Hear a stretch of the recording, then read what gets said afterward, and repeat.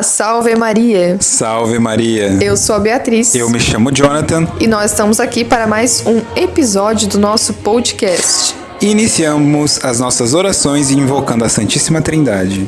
Em nome do Patri et Filii et Spiritui Sancti. Amém. Pater noster, qui es in cielo, sanctificetur nomen tuum. Advent regnum tuum, fiat voluntas tua, sicut in cielo et in terra. Pane nostrum quotidianum da nobis hodie, et dimitte nobis debita nostra, sicut et nos dimittimus debitoribus nostris, et nos inducas in tentationem, se libera nos a malo. Amém. Ave Maria, gratia plena Dominus tecum, benedicta tui mulieribus, et benedictus fructus ventris tui, Iesus. Sancta Maria, Mater Dei, ora pro nobis peccatoribus, nunc et hora mortis nostri. Amém. Gloria Patri et Filii et Spiritui Sancti, Sicut erat in principio nunc et semper et in saecula saeculorum. Amém. Em nome do Patri et Filii et Spiritui Sancti. Amém. E um breve momento para os nossos comerciais. Se você gostaria de anunciar a sua marca, ou seu produto, ou seu serviço aqui no Veritas Perpétua, pode enviar um e-mail para veritasperpetua@gmail.com. E se você, garoto, gostaria de um canal exclusivo no Telegram sobre castidade masculina, pode entrar em contato comigo no Instagram, @senhorjonathan_taborda. E se você quiser participar de um grupo sobre a modéstia feminina, entre em contato comigo por uma das minhas redes sociais ou do Veritas. E também sabendo que nós temos um canal no YouTube chamado Veritas Perpétua. E também nos siga nas nossas redes sociais, no Facebook e no Instagram. E se você quiser colaborar conosco e com o nosso apostolado, você pode fazer uma doação através do nosso Apoia-se. Seja um valor mínimo de R$2 ou um valor de R$10, quando você puder. E o tema do podcast de hoje é sobre conversão. Mais especificamente sobre os obstáculos à conversão. Por que as pessoas resistem tanto a se converter? Por que há tantos incrédulos, descrentes, pessoas imorais? Essa dúvida veio muito do momento que nós estávamos gravando os vídeos sobre as virtudes, principalmente a virtude da fé. E aparece, pelo menos na Suma Santo Tomás, ali em forma de catecismo, aparece certos impedimentos e vícios para se adquirir a virtude da fé. Então, é interessante se analisar o fenômeno da fé, por como que ele acontece, né? No livro, a Beatriz estava lendo a Psicologia da Fé, também inclusive tem uma resenha no canal, acesse lá. Exatamente.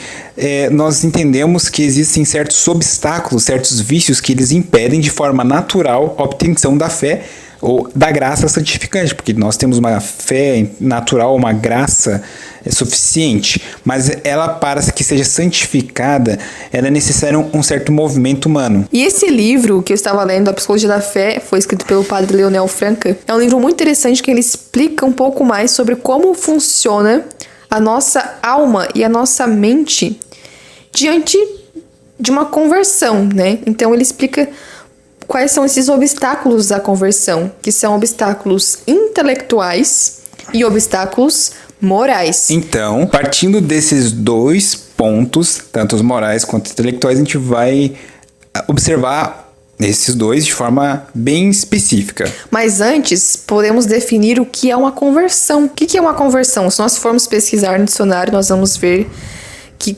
converter significa mudar, significa uma transformação. Então, conversão, a que nós nos referimos a uma conversão religiosa, significa mudar de vida.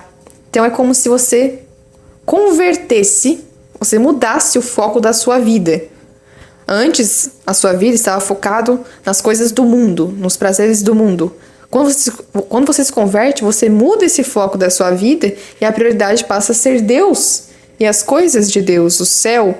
A sua prioridade passa a ser a sua santificação e passa a ser agradar a Deus sobre todas as coisas, amar a Deus sobre todas as coisas. Então significa essa mudança de foco. O ambiente sacro invade o ambiente profano. Então, a verdadeira conversão, então, por exemplo, a heresia do liberalismo, que a igreja tanto condena em várias encíclicas, é que o liberalismo, o homem é um homem quebrado. Existe o homem, a vida dele intelectual, existe a vida dele no trabalho, existe a vida dele sexual, existe a vida dele familiar, é um homem é um Frankenstein. Ele é todo separado. O braço de um lugar, o pé de outro lugar. Ele parece um homem completo, mas ele está todo quebrado. É um homem deformado, tá? Construído de forma artificial. No entanto, a verdadeira conversão, ela exige que o sacro, ele não apenas conecte o profano, não é isso, não é conectar o profano, é invadir e transformar o profano em um ambiente sacro. Então, por exemplo, quando nós convertemos, acontece o processo de conversão, a sexualidade também é convertida. Por quê? Porque você busca a castidade, busca a modéstia. Por isso que as pessoas querem se vestir de uma maneira correta, querem falar de uma maneira correta, querem ver de uma maneira correta, porque está acontecendo a sacralização do ambiente profano. Então significa uma mudança total de todos os âmbitos. Porque algumas pessoas podem pensar que, eu me converti, agora eu acredito em Deus. Mas às vezes continua fazendo atos imorais, continua ofendendo a Deus. Exato. Então, isso não é conversão. Conversão é uma mudança total. Você muda a sua vida, o seu caráter, os seus pensamentos, os seus sentimentos, a sua rotina, o modo como você vive. Porque, gente, a hora que o espírito, nossa alma está ordenada, o corpo terá que acompanhar a alma. Entende? Então há um acompanhamento do corpo para com a alma. E não só apenas o corpo, mas todo o ambiente ao seu redor. A gente vai tratar disso em outros episódios sobre o ambiente, a sagradação física mesmo, porque nós precisamos de um templo, etc. E porque nós somos templo do Espírito Santo. A gente pode tratar isso em outro episódio, mas o que acontece? A conversão é todo esse movimento, todos esses fenômenos acontecendo. Tá? Então não existe uma separação. Por exemplo, eu particularmente, Jonathan, falo por mim, tenho muito problema com o pessoal da renovação carismática. Por quê? Porque parece que há uma separação das intenções do coração com a forma dessa intenção. Então a conversão não é só a intenção, mas a forma como essa intenção é executada. O que eu quero dizer é que não basta apenas a intenção do coração. Tem uma forma de executá-la, ou seja, não é apenas crer em Deus, mas crer em Deus traz consequências no teu mundo profano. Então não adianta você ir à igreja e lá fora você se comportar com alguém que não vai à igreja, com alguém que não acredita em Deus. Isso parece algo muito clichê que, sei lá, muitos padres falam, né? Mas de fato é exatamente isso. Você tem que se comportar em todos os lugares como um filho de Deus que ama a Deus sobre todas as coisas. Então, para ser considerada uma pessoa convertida, digamos assim, você precisa colocar Deus em primeiro lugar sobre todas as coisas. E é por isso que nós ressaltamos aqui. A conversão, de fato, nunca tem um fim, a não ser que você seja um santo. A conversão é um processo. Nós estamos em processo de conversão porque nós não amamos a Deus como Ele deveria ainda. Nós não amamos sobre todas as coisas. Exato. Nós somos pecadores ainda. Tudo na sua vida vai mudar. Relacionamentos com seus amigos, a forma como você vê as coisas, o que você lê, o que você assiste. Tudo vai ser alterado. Porque nós não somos liberais. Nós somos católicos. Nós somos... O que significa católico? Universal. Algo que é inteiro. É um homem completo. Tudo no homem, todas as suas potências estão ordenadas.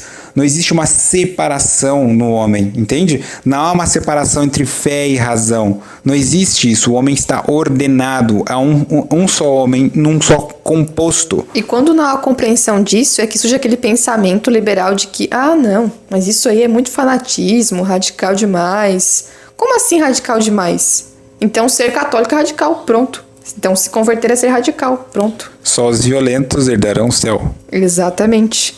Então, nós precisamos ter essa compreensão inicial. E, ressaltando aqui também, que nós vamos falar sobre os obstáculos à fé e adentrar mais um pouco nesse âmbito de como acontece uma conversão. Mas lembrando que nós não poderemos compreender totalmente como acontece uma conversão. Porque, no fundo, toda conversão verdadeira, ela é um dom de Deus. E o dom de Deus, nós não podemos compreender.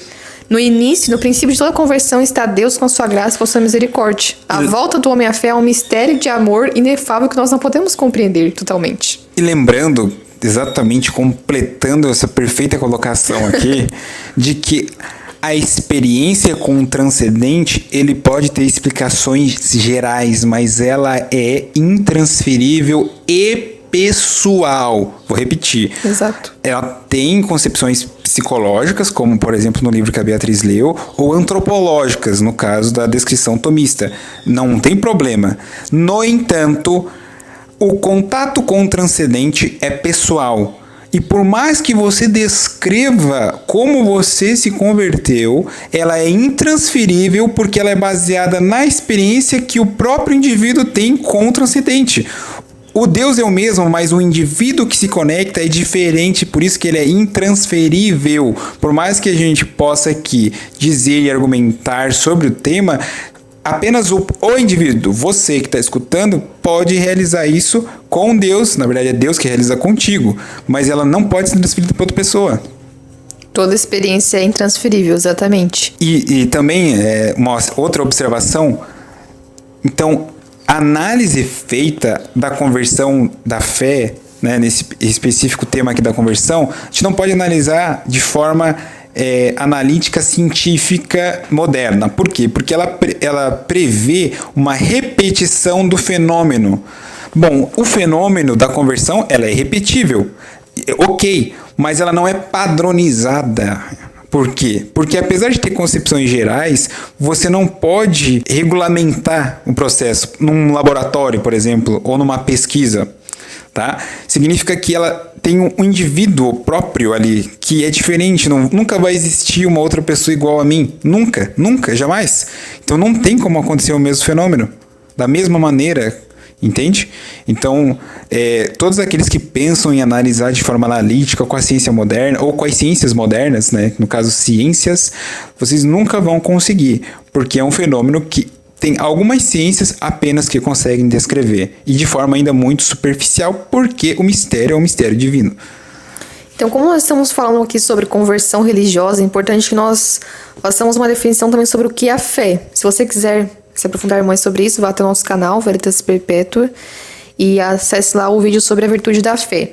Mas lembrando um pouco sobre o conceito, a fé é quando nós submetemos o nosso intelecto e a nossa vontade a Deus, a verdade revelada por Deus, que nós cremos pela autoridade divina, pela autoridade daquele que revelou essas verdades, que é o próprio Deus, que não engana ninguém, por isso não pode nos enganar, ele não se engana e não engana ninguém. Exato. Então, quando você se converte, quando você passa a ter fé, você se abandona completamente nas mãos de Deus, porque afinal, você não pode compreender todas essas verdades reveladas por Deus.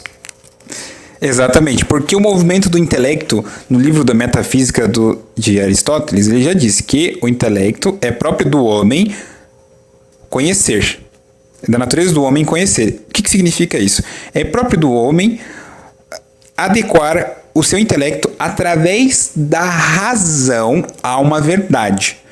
Só que o movimento da fé é diferente, não é uma adequação, é uma submissão.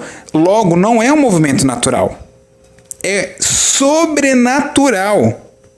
Está correto. O intelecto, ele se submete. E aí que está o porém. A gente vai descobrir o porquê um dos vícios da contra-conversão. Por quê? Porque se o intelecto deve se submeter e a vontade também, significa que é necessário um ato de humildade. Que é a mãe de todas as virtudes, exatamente. Então, para que haja verdadeira conversão, em primeiro lugar, nós precisamos da humildade. E nós precisamos ter também um amor à verdade. Se a pessoa não quer conhecer a verdade, ela não vai se converter nunca. Então, não tem de converter ninguém. Nunca. Não é por argumentos belos e uma bela retórica, uma boa apologética, apesar da gente gostar, e a Beatriz fala bastante no canal, ali no início pelo menos, ela não é suficiente apologética, mas a busca sincera pela verdade. Então está mais conectada de forma humana com a filosofia. Certo? Pelo menos filosofia aristotélica. E lembrando, né, que esse amor à verdade também acaba sendo um dom de Deus. Então, não é possível que alguém converta outra pessoa. Porque a pessoa ela tem que ter esse movimento de humildade, reconhecer, o seu intelecto tem que se submeter à verdade revelada, ela confessar, o movimento que o Sócrates faz, confessar que ela não sabe nada, primeiro movimento. Segundo, deixar o Espírito Santo conduzir o Espírito da verdade e dar um fruto chamado dom da ciência e do entendimento. Quando nós falamos em obstáculos à fé, nós estamos então falando de obstáculos intelectuais e obstáculos morais. E em relação a isso existem os vícios que estão ligados a esses obstáculos, que são principalmente o orgulho e a sensualidade. O orgulho está principalmente relacionado aos obstáculos intelectuais, mas também, de certa forma, aos obstáculos morais. E a sensualidade está mais ligada aos obstáculos morais. E nós vemos que esses obstáculos intelectuais e morais, eles estão interligados. Muitas vezes, os obstáculos intelectuais existem porque existem obstáculos morais. O que são obstáculos morais, afinal, Beatriz? Os obstáculos morais, os obstáculos intelectuais, por exemplo, quando a pessoa tem alguma dificuldade, digamos assim, de acreditar em alguma verdade que exige a sua compreensão. Por exemplo, eu não acredito em Deus, porque como é que pode existir um ser assim todo-poderoso, onisciente? Isso aí não existe. Ou questões assim, bem nessa linha de pensamento, como pode haver Deus se há mal no mundo? Então são questões válidas, são questões muito boas, só que elas ficam apenas como questões. Não há uma busca sincera. Aí que tá, gente. É necessária a busca pela resposta. Se há Deus, por que há mal? Então, quem começa isso são os primeiros padres, né? Os padres da igreja, eles já começam com essas questões. Eles mesmos formularam essas questões. Vai chegar Santo Agostinho falou muito sobre isso. Exatamente. Vai chegar depois na era clássica da igreja, que a gente chama de era clássica, em Santo Agostinho, comendo em Santo Agostinho, fazendo essas questões e tentando respondê-la. Então, a pergunta não é o problema, mas o problema é só ficar nela e não ir buscar a verdade que contém naquela pergunta. Ou a soberba de que eu tenho que compreender para crer. Lembrando de Santo Agostinho, né? Que não é simplesmente uma via de uma única, compreender para crer. É necessário também crer para compreender. Exatamente. Porque nós precisamos da graça de Deus para compreender. E além disso, sabendo também que nós não poderemos compreender tudo, afinal. Exato. E aí que tá, por que um ateu, ele não tem fé? Ele está certo quando o ateu diz eu não tenho fé, porque a fé exige humildade.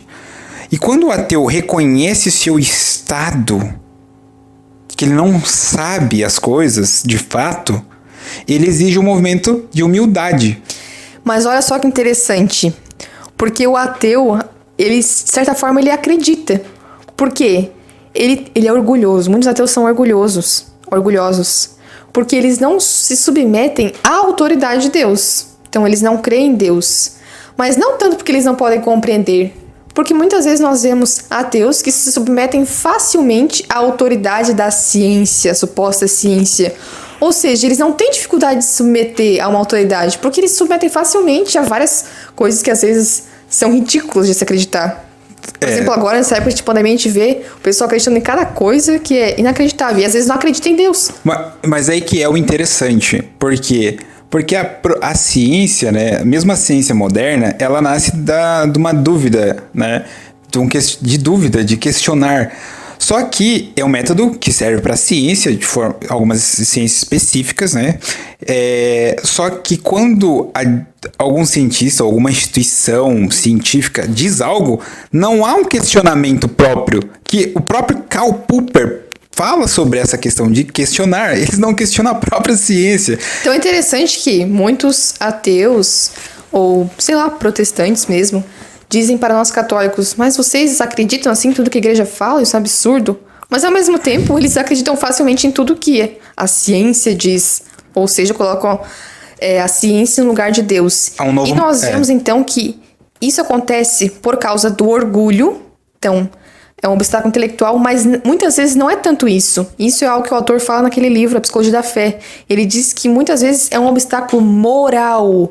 Ou seja, o indivíduo não quer largar os seus vícios, os seus desejos, os seus atos imorais. Ele não quer se submeter a Deus porque ele não quer largar aquilo que ele tem de bom.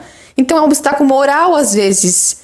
E que muitas vezes faz surgir os obstáculos intelectuais. Porque quando você tem uma vida desordenada, cheia de vícios, sem nenhuma virtude, você acaba com o seu intelecto, com a sua capacidade de compreender as coisas.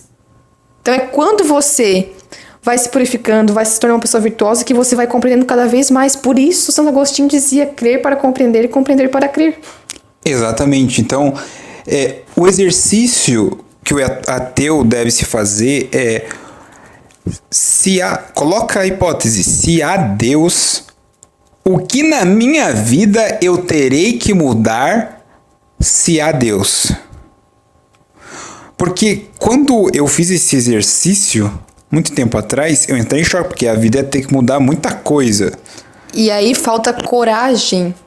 Falta coragem, falta a virtude da fortaleza em muitos casos. E uma virtude heróica. Não tô falando da virtude da fortaleza sobrenatural, dada pela graça. Porque muitas vezes é mais fácil você submeter o seu intelecto do que submeter a sua vontade.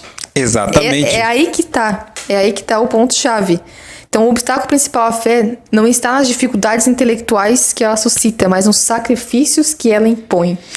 Perfeito, perfeita colocação, porque esse sacrifício é um sacrifício de questões erradas, certo? No caso intelectual, mas também questões morais erradas que você levava na sua vida. Então, tudo será mudado e necessita um esforço para essa mudança. Então, tem um ímpeto humano, não apenas o ímpeto humano, claro que a graça é o principal, mas tem um pouquinho de esforço humano, tá? De reconhecer este erro, tá? Então, é muito importante que a gente perceba esses movimentos, tá? E quais que impedem. Por exemplo, quando você peca de forma rotineiramente, tá? Direto, a sua mente fica embotada. O que é isso? Embotamento é um fenômeno de nublamento intelectual. Então, quando você fala sobre um tema, a pessoa ela não consegue observar a verdade, meio que tá tudo nublado, entendeu? Ela tem que tirar esse embotamento da cabeça dela. E como é que tu consegue tirar esse embotamento? Você precisa parar de pecar, pelo menos os pecados mortais, tá? Para que o seu intelecto consiga observar a verdade, que é o próprio do intelecto procurar a verdade. Então, São Tomás diz que é insensibilidade dos sentidos. Então você tem tanto prazer nos sentidos, no tocar, no ver, no se masturbar, no ato sexual desregrado e etc., que os seus sentidos ficam perturbados e o seu intelecto e a vontade se voltam para eles. Consequentemente, não tem como tu buscar a verdade neles porque eles são finitos. Então é como se tudo isso, como se todos esses vícios e esses atos te tornassem cego. Aqui, é claro, né, num sentido metafórico. Cego na questão intelectual. Você não é capaz mais de compreender as coisas. E às vezes, então, o indivíduo está tão apegado às suas paixões, tão apegado, que ele não apenas não é capaz de compreender, mas ele não quer compreender. Porque ele não quer deixar esses atos, essas paixões de lado. Então, às vezes não é que, eu não compreendo isso, então eu não creio. Não, às vezes é que o indivíduo ele não quer desapegar disso que ele tem, que dá prazer a ele. Porque o fenômeno que Santo Agostinho chama de crer para compreender e compreender para crer, do compreender para crer, o movimento assim, ele não quer nem ler, ele não quer nem escutar. Porque ele sabe que se ele ler e se ele escutar, ele vai ficar mais curioso e vai querer saber mais, e um momento ele vai ter o processo de crer. Então ele não quer nem isso.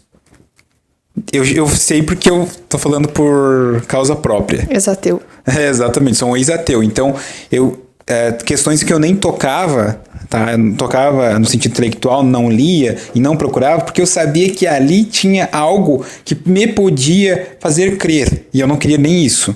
Então, é uma confissão pública, mas algo que alguns ateus fazem isso. E aí que acontece?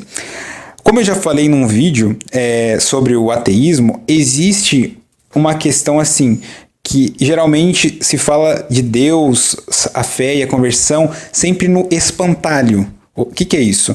Você não procura Deus de fato, você não procura o que é Deus, você não procura o que é a igreja, você não procura o que é a fé, o que é a conversão. Você procura um espantalho para que você possa bater neles e, entre aspas, possa vencer esses espantalhos. Mas você não está ainda na entidade verdadeira. Você não está lá indo procurar verdadeiramente o que é aquele ser, o que é aquilo.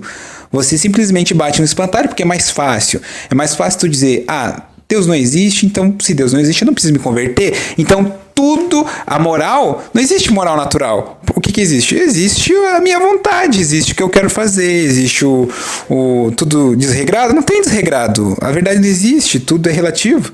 Tá vendo onde leva isso daí? Como é que uma pessoa vai se converter se ela chega na conclusão de que tudo é relativo? Não tem como. É óbvio. Existem os impedimentos intelectuais e morais juntos. Exato. E nós vemos então que muitas vezes a conversão não acontece porque há idolatria. Porque o indivíduo coloca os seus interesses, os seus desejos, as suas vaidades acima da verdade. E toda a conversão começa pela humildade, quando você deixa isso de lado e começa verdadeiramente a busca pela verdade, com o auxílio da graça divina. Então, o autor coloca naquele livro, A Psicologia da Fé, que há conversões dogmáticas e conversões morais. Conversões dogmáticas são aquelas em que os indivíduos partem da dúvida. Então, eles começam a se perguntar sobre as coisas e acabam descobrindo a verdade, por um processo mais intelectual. Então, as conversões dogmáticas, elas são para a verdade. Já as conversões morais, elas são para o bem, digamos assim. Elas partem mais da vontade. Então, é quando o indivíduo percebe que todos aqueles prazeres não servem de nada. E aí ele vai se convertendo aos poucos. E geralmente nós vemos que há conversões até dogmáticas e morais que acontecem simultaneamente. Estão juntas. E muitas que acontecem são morais, né? Muitas delas, porque, como nós já falamos aqui, muitos obstáculos geralmente são obstáculos morais. Então, toda pessoa que se converte, ela vive um drama que é de um tédio insatisfeito. Então, muitas vezes, a pessoa, ela começa a se converter não por uma revelação sobrenatural, mas porque ela percebe que aquela vida, ela se tornou medíocre, digamos assim. Ela não é mais o suficiente. É claro, continuam tendo prazeres, mas depois, o que sobra? E aí é uma certa insatisfação. É dessa insatisfação do ser humano que começa a conversão, muitas vezes. E, de fato, essa insatisfação existe no ser humano que não está ainda, não é convertido ainda. Ou seja, que não repousou em Deus, né? Aqui falando mais em relação a Santo Agostinho, né? Que ele fala isso. Ele não repousou em Deus ainda. Então, essa insatisfação é normal e é como se fosse um princípio de toda conversão. E aí depois dessa primeira etapa, digamos assim, acontece mais o trabalho da inteligência, de entender essas questões. Por isso que muitos até entram em contato conosco perguntando como é que eu posso saber mais sobre a igreja, estou em processo de conversão, queria entender mais algumas coisas. É normal isso, quando você está em processo de conversão, uma conversão mais inicial, você busca entender melhor as coisas, até porque você precisa conhecer a Deus para ter fé, como nós já dissemos no vídeo sobre a fé. E em terceiro lugar, acontecem as lutas da vontade. Então, por isso que a conversão é um processo contínuo, porque essas lutas, elas não vão acabar. Essas lutas da vontade não vão acabar. Como já dizia São Paulo, como se tivesse um inimigo dentro de mim. É como se a minha carne e meu espírito estivessem numa luta ali. É difícil. E é por isso que a conversão é sempre um processo, porque você precisa estar sempre lutando contra as suas concupiscências. Perfeito essas colocações, as etapas, na verdade, o processo de satisfação, nós vemos isso claramente, né? E junto com essa insatisfação, temos, como foi dito, a conversão dogmática e a conversão moral, muito devido também à insatisfação que nós temos. E é importante, assim, uma mensagem que se tiver algum ateu nos escutando, é que você sinceramente sabe o que é Deus. Você sabe sinceramente o que é uma conversão. Porque, veja, saber quem é Deus leva a querer conhecê-lo e unir-se a Ele. Então é necessário conhecer quem tu vai amar, para que você se una a Ele. Então a pergunta não é se Deus existe ou não, mas quem Ele é. Para que assim você possa entrar no processo de conversão.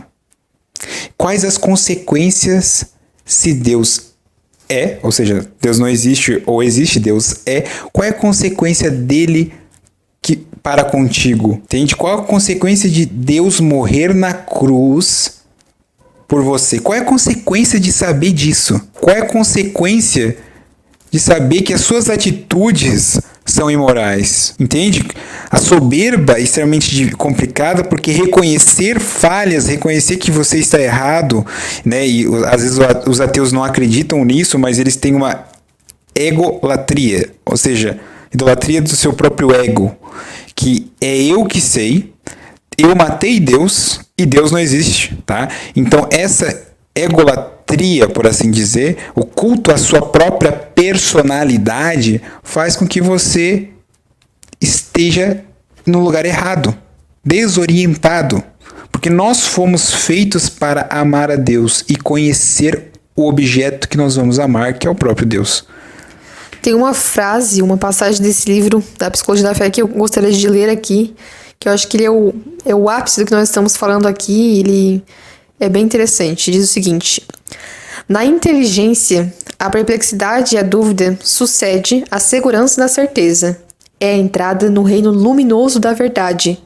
O homem mente e vive de mentiras. É a mentira da palavra com que tantas vezes, por vaidade ou interesse, se disfarça a realidade sob o véu de expressões falazes. É a mentira da vida. Afivela-se a máscara de um personagem, no teatro social se representa um papel que não corresponde à sinceridade do que é. O mundo está cheio destas hipocrisias e deste convencionalismo artificial. É a mentira da consciência pela qual nos escondemos a nós mesmos e as nossas deformidades morais. Dissimulamos os nossos defeitos, exageramos as nossas virtudes, racionalizamos as intenções torcidas. É principalmente a mentira humana por excelência, o engano fundamental sobre a nossa natureza. Vivemos como se fôramos independentes da nossa essência e atividade.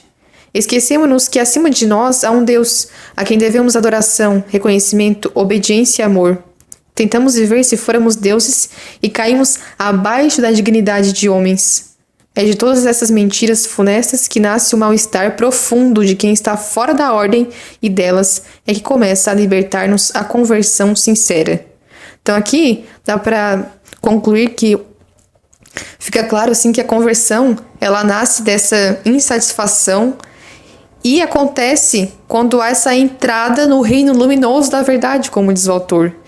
Então a conversão está intimamente ligada com a verdade, que está ligada ao intelecto, e com a lei, que está ligada com a verdade, com a moral e com a vontade. Então a conversão ela é indissociável desses dois aspectos da alma humana, que é o intelecto e a vontade. Potências. Essas potências da alma humana, exatamente. Então, espero que vocês tenham compreendido sobre esse tema da conversão. Eu recomendo muito você ler este livro chamado Psicologia da Fé, do Leonel Franca, Padre Leonel Franca, da editora Eclésia. E também, né, o Catecismo, a Suma em forma de Catecismo de São Tomás de Aquino. Perfeito. Ele traz muitas questões, responde muitas dessas questões de forma bem específica e nos auxilia muito a entender sobre esse fenômeno da conversão, né? Principalmente da virtude da fé. E assim, nós queremos que não apenas os ateus possam compreender isso, mas também os próprios católicos entender o que é a conversão mesmo. Então, o católico, ele é universal. Ele significa uma pessoa inteira. Não é um liberal. A mensagem que tem que ficar aqui não é um apartado. Seu mundo, não existe a igreja, eu lá na igreja, eu aqui fora. Não existe eu num composto, alma e corpo. Então, nós somos inteiros. Então, o que eu recebo da igreja, eu trago do ambiente sacro para o ambiente profano e começo a sacralizar o ambiente profano. Tá entendendo? A gente não aparta. Ah, mas eu vou na igreja, eu sirvo a igreja, mas eu faço sexo com meu namorado, não tem problema. Não. Você nunca se converteu. Então tu não se converteu ainda. Porque você continua crucificando Deus. Exato. Como assim? Não existe isso. Você só vai converter a hora que a sua vida mudar. Conversão, mudança. Entendeu? Mudança, lembre-se disso. É mudar o foco da sua vida totalmente. Não é assim, eu coloco um olho em Deus e o outro olho no mundo. Eu fico com um pé lá na igreja e um pé no mundo. Não existe isso. É os dois pés na igreja. É os dois olhos focados em Deus. É toda a sua vontade voltada a agradar a Deus, a fazer a vontade de Deus. Então não pense que, não, acredito em Deus, a igreja tá bom. Porque às vezes essa mentalidade é Medíocre. muito problemática e é muito comum no dia de hoje. Às vezes as próprias mães pensam isso dos filhos. Meu filho ele vai na igreja. Eu sou católica, meu filho é protestante, mas tudo bem, né? Ele acredita em Cristo, acredita em Jesus. É o mesmo uma pessoa Deus. boa, é o mesmo Deus. Isso é muito problemático, gente. Muito problemático. Não pense dessa forma. Não basta acreditar em Deus. E afinal, se nós realmente acreditássemos em Deus, nós o amaríamos de todo o nosso coração, porque nós o veríamos como ele de fato é. Às vezes nós não acreditamos o suficiente. Se nós acreditássemos realmente, por exemplo, que Jesus está presente na Sagrada Eucaristia, nós ficaríamos lá de noite, nós iríamos todos os dias rezar diante do Santíssimo Sacramento. Então a nossa fé ela ainda é muito fraca. Nós precisamos nos converter continuamente, com a Exato. graça de Deus, pedindo isso com frequência. Então, pessoal, espero que vocês possam ter gostado desse podcast. Como você pode ver, minha voz... Ver não, né? Mas escutar, a minha voz está um pouco rouca. Esse é o segundo podcast do dia. Já tô bem cansado. Mas espero que vocês possam ter gostado desse tema, tá? Se você gostou desse tema ou quer nos dar dicas de temas, pode nos mandar um e-mail no... veritasperpetua@gmail.com. E muito obrigado pela sua atenção. E não esqueça de conferir os nossos vídeos lá no Veritas Perpétua, de ajudar a compartilhar os nossos podcasts, os nossos vídeos, contribuindo com o nosso apostolado. A sua divulgação é muito importante para nós, é uma contribuição para o nosso apostolado. Muito obrigado. Salve Maria.